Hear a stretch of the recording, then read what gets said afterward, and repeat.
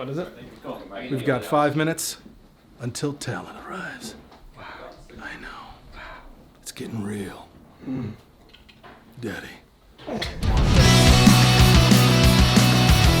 So as you might know, we are right in the middle of finishing my latest short film, Ballistic, and last week we fully wrapped production. The first half of it was shot in LA, and the second half right here in Texas. Right before this latest production, my team and I went to do a quick tech scout of the location. This is really important because it lets me and my DP, Chase Smith, go through where the scenes will be shot, how we could generally block things, and he's able to get an idea of where we can place lights and any logistical needs, which goes for the art department and all other logistics, including where we park cars, where we can place crafty and catering, and so on. We also lucked out because we found the 2 locations that we need right next to each other, which helped production a ton. With them only 2 minutes apart, we could stage everything in one main location without completely moving to the other. And just days before production, we were also finalizing all of our wardrobe as well. We're on a micro budget, so it was a matter of trying to find what would be right for the story and the characters, what color, styles, and layers would help tell the story of who each of them were, which Amber did an excellent job with. But finally, it was our first day of production, and we started in our basement set with the cast of Cambry Lee Musser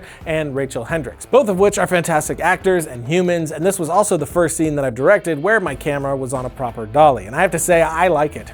I like it a lot. I got a taste, and now I just want to taste that chocolate cake forever. Again, this one was shot using the Canon C200 and SLR Magic anamorphic lenses, which is a combo that I'm really loving. Chase lit the scene with just a handful of lights, including some practicals and this little Onyx LED from ICANN. He used that to simulate the light in our stairwell. It's a great little bicolor light that we were able to stick in different places throughout the production. Then back at our main location, my editor Lucas was setting up his station. He doubled as DIT on this production, so he was able to organize and check the footage as we went. Then him and I could go through what we had whenever I had a second. And for any of you that have an editor, if they are willing, I highly recommend having them on set. He's a really great backup for me when things get crazy and fast, as they always do when we're behind and I had to throw out the shot list and just go for it, which always happens. I can check in with Lucas to make sure I'm not missing anything. It's a beautiful thing. But that brings us to the end of the day. The basement scene ran long, so we only had a few hours left in the day, which wouldn't have been enough time to get to the other scene that I scheduled. So instead of trying and have it roll over to the next day, I moved that scene to the last day, which I did schedule a bit lighter anyway. Then Chase was able to take the rest of that night to pre-light the next day as much as he could. And that really helped us moving into day 2, which was our day with the amazing Mark Ashworth. Once he got there, the 2 of us were able to talk through the scene and his character to really get on the same page for what was coming. I was able to do a small Google Hangouts rehearsal with Rachel and Cambry, but wasn't able to with the others, so it was important to take the time to get on the same page like this. And this was the day that I was most nervous about, if I'm being honest. That was the day I had a scene with 3 actors and heavy VFX and a scene that is pivotal to the short. If it didn't land perfectly, I'm not sure how everything else would have worked, so everything had to be shot and performed exactly right. Thankfully, my cast is killer, and I know I've said that a bunch, but they really are outstanding, so that was easy. After that, Chase and I just needed to make sure that we covered it right, and we were good. And happily, it went great. Everybody brought everything that they had to the table, which made directing fun and exciting, and I'm always so appreciative and a little in awe of what great actors can do and how willing they are to collaborate, which we will talk about more after the film is released. But that was our first 2 days. Now, before we get to our final day, let's pay some bills. Domain.com has all your website needs, including .com and .net domain names and intuitive website builders. Take the first steps in creating an identity online. Domain.com is affordable, reliable, and has the tools that you need to build a new website so you can start sharing your ideas with the world on a professional website. No domain extensions are going to help you tell your story like a .com or .net domain name, and if you want to brand yourself online, Domain.com has over 300 domain name extensions that fit your needs from .club to .space. Of course, they're showing you love by giving you 15% off their already affordable prices when you get domain names, web hosting, and email. Just use the coupon code FilmRiot at Domain.com's checkout. And when you think domain names, think Domain.com.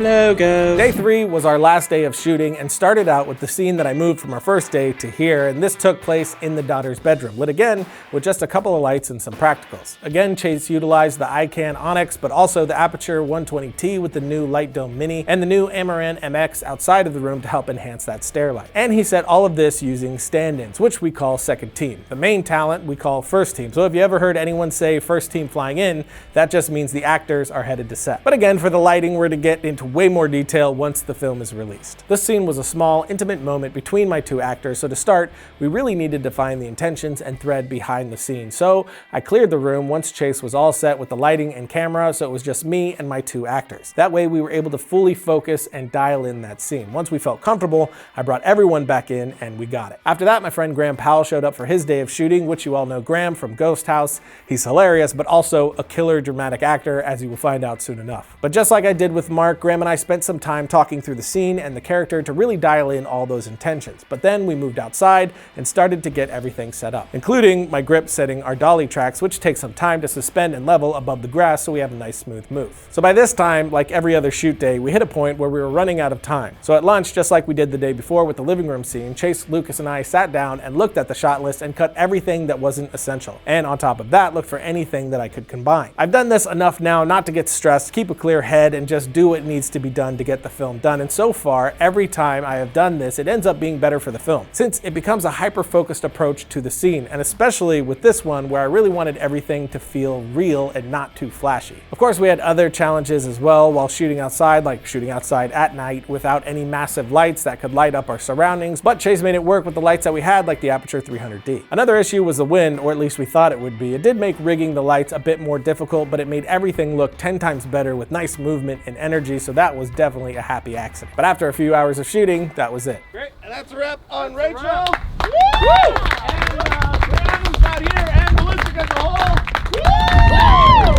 Oh, Graham is here. It's a wrap on Graham too. And now with production done, I'm about to head back out to St. Louis to finish the cut of the film and get all the rest of post-production goodness going. So make sure to follow me on Instagram and Twitter if you want to keep up with all of that. Links below. And of course, we're going to be going much deeper with detail into the making of the film once it's out. But until then, just keep typing 4, 8, 15, 16, 23, 42.